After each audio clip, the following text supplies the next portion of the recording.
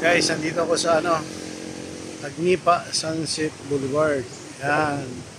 Dito nagpupuntahan yung mga pag nagwo-walking. Yan o. Yan. Agnipa Sunset Boulevard. Pagkagabi, pwede ka magtambay rito. Pwede mong gawing tambayan yan. Yan.